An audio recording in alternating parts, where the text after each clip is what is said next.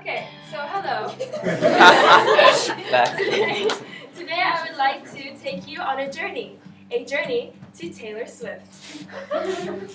On December 13, 1989, Taylor Allison Swift, one of the most influential singers and songwriters, was born in Reading, Pennsylvania.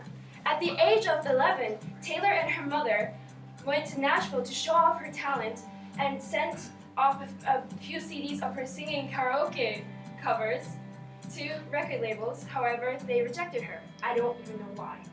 So, her love for writing music started at the age of 12 when a computer repairman came to her house and taught her 3 chords on the guitar. And this inspired her to write her very first song, Lucky You. And yes, I have that on my blog.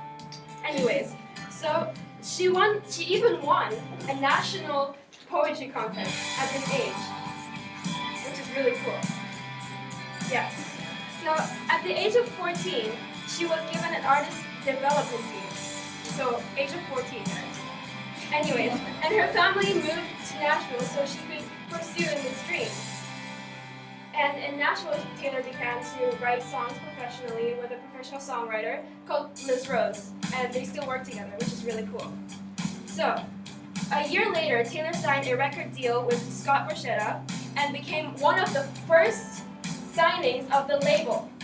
And just so you know, Tim McGraw and Rascal Flatts are part of this label, which is really cool. Yeah. On October 24th, 2006, Taylor's first self-titled debut album was released, which, as of March 2011, has sold over 5.5 million copies worldwide. A year later, of hard work and opening shows for other big country bands, Taylor Swift, along with Alan Jackson, was named the Nashville Songwriters Association's Songwriter and Artist of the Year. And she was also nominated for a Grammy Award in 2008 for Best New Artist, which she was. Anyways.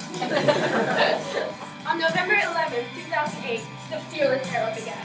So, this was the era where Taylor Swift taught her fans that, and I quote, "Fearless isn't the absence of fear. It's living in spite of those things that scare you to death."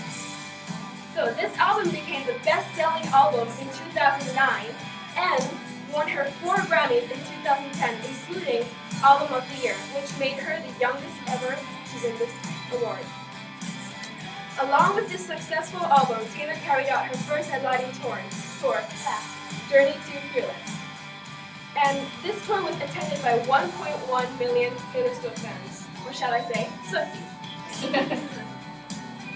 So, the Speak Now era, this is my favorite era, and it began on October 25th, 2010. In this album, Taylor's message to her fans is that there's a time for silence and there's a time for waiting your turn. But if you know how you feel and you so clearly know what you want to say, you'll know it. I don't think you should wait. I think you should speak now. Ooh, yeah, I know. So she wrote all of the songs on this album by herself and won 2 Grammys for it. And the opening sale of never mind. And it had an opening sale of 1,047,000 copies. Yeah, and debuted at #1 on the U.S. Billboard 200 chart. Following this magical album, Taylor Swift toured worldwide, making a 2-hour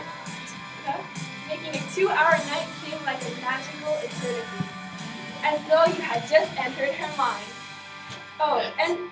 And she was also named Woman of the Year in 2011. No biggie. So, as you may have noticed, the Red Era has just begun a few months ago, on October 22nd, 2012, kicking off with the hit single, "We Are Never Ever Ever Getting Back Together."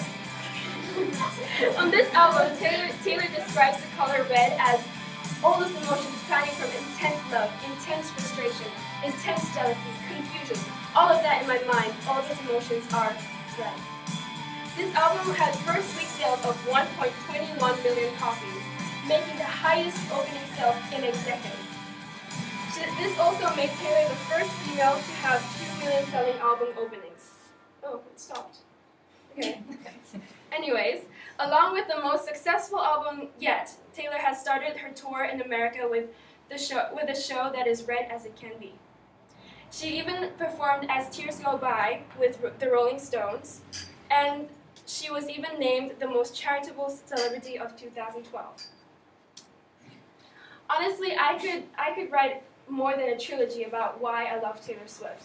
And it's not because she has won about 168 awards from 210 nominations. It's because she actually just puts them down into her kitchen counter casually.